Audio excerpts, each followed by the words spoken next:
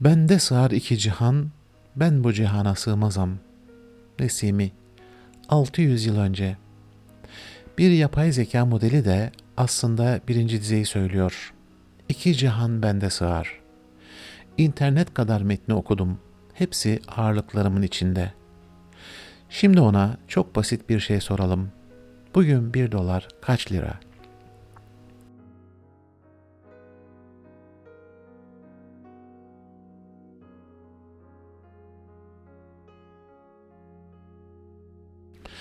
Bakın duraksamıyor bile. Kendinden gayet emin bir sayı söylüyor. Ve o sayı yanlış. Yalan söylemiyor. Onun bildiği bu. Çünkü bir modelin bildiği her şey eğitiminin bittiği güne kadar okuduklarından ibaret. O gün geride kaldı, dünya devam etti. Yani ikinci dize daha doğru. Bu cihan ona sığmıyor. Peki model bilmediği her şeyi nasıl yapar? Bu videonun konusu bu. İki çare var. Her ikisi bambaşka işler için. Her modelin bir kesim tarihi var. Training cutoff yani eğitim kesim tarihi. Veri şu tarihe kadar toplandı. Model onunla eğitildi ve o an ağırlıklar donduruldu. Sonrasında olan hiçbir şey, dünkü haber, bugünkü kur, bu sabah çıkan kütüphane sürümü, o ağırlıkların içinde yok. Model tembel değil. O günden sonrasını hiç görmedi. Akla ilk gelen şey şu. Madem eskidi, yeniden eğitelim. Ama ikinci videodan hatırlayın. O döngüyü ileri geç, hatayı ölç, geriye yay, ağırlıkları güncelle. Bu bir modelde bir döngü aylar sürer ve milyonlarca dolara mal olur. Üstelik bitirdiğiniz gün yeniden eskimeye başlar. Yani yeniden eğitmek, tek bir soru için bütün kütüphaneyi yeniden yazmak gibi. Pratikte 3 çare var. Birincisi en basiti. Bilgiyi soruyla birlikte modele yapıştırmak. Ucuzdur ama maliyeti her seferinde tekrar ödersiniz. Ve ancak bağlam penceresine sığdığı kadar. Buna RAG denir. Diğer ikisi bu videonun konusu. Modele eller vermek ve modeli biraz değiştirmek. Fikir aslında çok insanca. Ben de bugünkü kuru bilmiyorum ama nereden bakacağımı biliyorum. Modele de tam bunu öğretiyoruz. Her şeyi bilmek zorunda değilsin. Nereye bakacağını bil yeter. Buna tool calling deniyor. Araç çağırma. Modelin beynine yani sayılarına dokunmuyoruz. Ona eller veriyoruz. Bir saat, bir döviz servisi, bir veri tabanı, bir Python yorumlayıcısı. Nesimi'nin dediği gibi, gah çıkarım gökyüzüne, seyrederim alemi, gah inerim yeryüzüne. Model yukarıda durup düşünür. Gerektiğinde aşağı iner, bakar, döner. Ve bu sadece bilgi getirmek değil, bir araç bir şey de yapabilir. Mail gönderebilir, kayıt açabilir, kod çalıştırabilir. İşte tam da bu yüzden bir sonraki soru çok önemli. Bu döngüde kim ne yapıyor? Peki bu eller nasıl takılıyor? 4 adım. 1. Araca bir tarif yazıyoruz. Adı ne, ne işe yarıyor, hangi parametreleri alıyor? Bu tarif modele tıpkı bir talimat gibi veriliyor. Model kodu görmez, sadece tarifi okur. 2. Soru gelince model artık düz bir cümle yazmayabilir. Onun yerine yapılandırılmış bir istek üretir.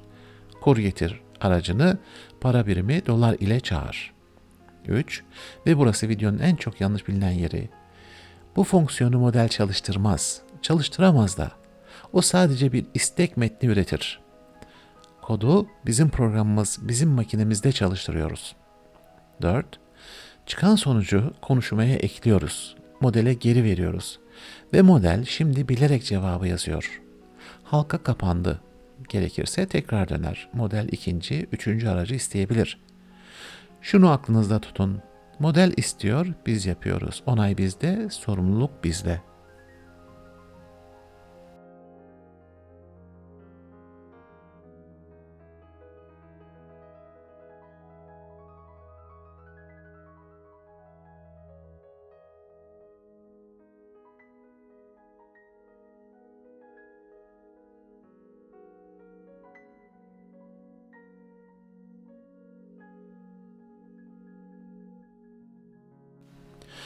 O zaman her derde tool diyelim. Olsun bitsin. Hayır. 3 yerde duvara çarpıyoruz. Birincisi, aracı tarif ettim ama model doğru dürüst çağıramıyor. Özellikle küçük yerel modellerde çok oluyor. Güzel güzel bir paragraf yazıyoruz. Oysa benim programın beklediği şey tek satırlık bir istek. Araç var, alışkanlık yok. İkincisi, bazı şeyler zaten bilgi değil. Her cevabı şu formatta ver, bizim alanımızın diliyle konuş, bunu hiçbir araç getiremez. Bu davranıştır. Üçüncüsü para. Davranışı promptla anlatıyorsunuz. O 2 satırlık talimatı her istekte baştan gönderiyorsunuz. Her seferinde token parası ödersiniz. İkinci çare tam burada giriyor. Aklınızda tek bir cümle kalsın. Bilgi için tool, davranış için fine tune. Tersini yapmayın. Fine tuning ile modele bugünün kurunu öğretemezsiniz. Yarın yine ister. Fine tuning modele daha çok metin okutmak değil, örnek göstermek. Bir veri seti hazırlıyorsunuz ve her satırı bir çift şu istek gelirse cevabın tam olarak şöyle olsun. Bizim örneğimizde ideal cevap o tek satırlık araç çağrısı. Şaşırtıcı olan şu, birkaç yüz örnek çoğu zaman yetiyor. Çünkü modele yeni bir dünya öğretmiyorsunuz. Zaten bildiği şeyi hangi biçimde söyleyeceğini öğretiyorsunuz. Bu arada aklınızda bir soru kalsın. O 200 ideal cevabı kim yazdı? Kapanışta döneceğiz. Eğitim döngüsü ikinci videodakinin aynısı. İleri geç, hatayı ölç, geriye yay, ağırlıkları güncelle. 2 fark var. Sıfırdan başlamıyoruz. Hazır modelden devam ediyoruz ve adımlar çok küçük. Yoksa model yeni numarayı öğrenirken eski bildiklerini unutur. Bir sorun kaldı. 7 milyar parametreyi güncellemek için dev bir bilgisayar lazım. Çözüm çok zarif. Adı LoRa. Büyük ağırlık matrisini olduğu gibi donduruyoruz, kilitliyoruz. Yanına 2 tane ince matris koyuyoruz. Ve sadece onları eğitiyoruz. Toplam parametrenin aşağı yukarı 1/1000'i. Yani modeli değiştirmiyoruz. Yanına ince bir ek takıyoruz. Beğenmezsek çıkartıp atarız. Birkaç megabayt. Üstelik aynı ana modelin yanında farklı işler için farklı ekler takabilirsiniz.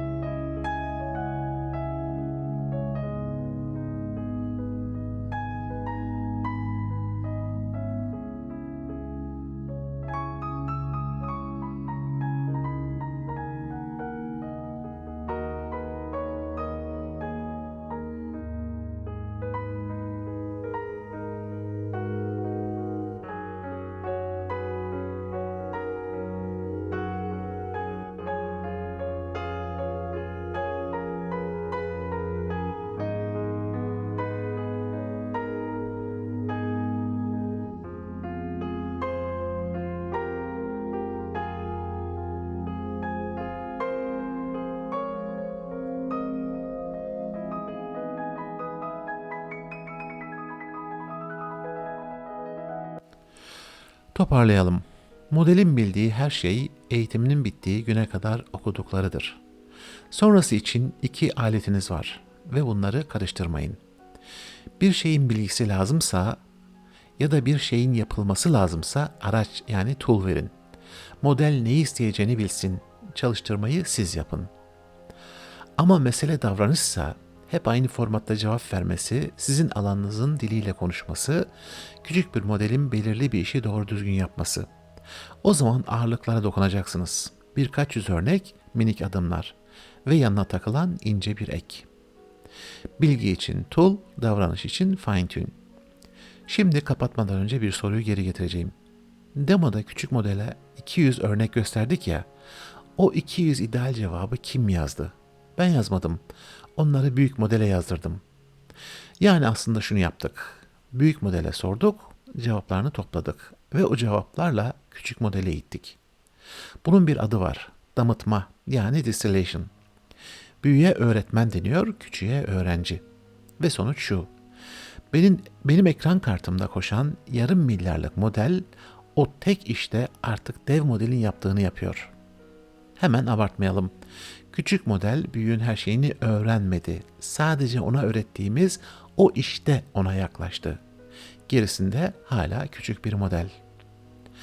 Ama asıl merak edilecek soru işte burada başlıyor. Bu ne kadar ileri gider?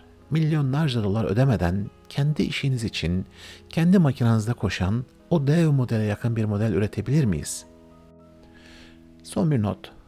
Bugün anlattıklarım tek yol değil. Yöntemleri modelin ne kadarına dokunduğunuz eksenine dizebilirsiniz. Bir uçta hiç eğitmemek var. İyi bir prompt ya da bilgiyi arayıp bağlama getiren RAG. Sıfır parametre, ucuz ama sınırlı. Öbür uçta modelin her ağırlığını eğitmek var. En güçlüsü ve en pahalısı. LoRa ikisinin arasında duruyor. Parametrelerin binde ikisi. Bugün burada durduk. Çünkü tek ekran kartına sığan yer orası. Ama Q-LoRa'sı, adaptörü, prefix tuning'i hepsi aynı ailenin üyeleri. Bir de şu var. Eğitirken modele neyi gösterdiğiniz. Biz örnek gösterdik. Şu soruya şu cevabı var. Buna SFT deniyor. Bir de tercih gösterme yolu var. Bu cevap şundan iyi. RLHF ve DPO bunu yapıyor. Altındaki fikir yine aynı. Örnek ver, minik adımlarla oynat. Bugün yazdığımız her şey GitHub'da. İndirin. Kendi aracınızda yazın, kendi veri setinizle eğitin.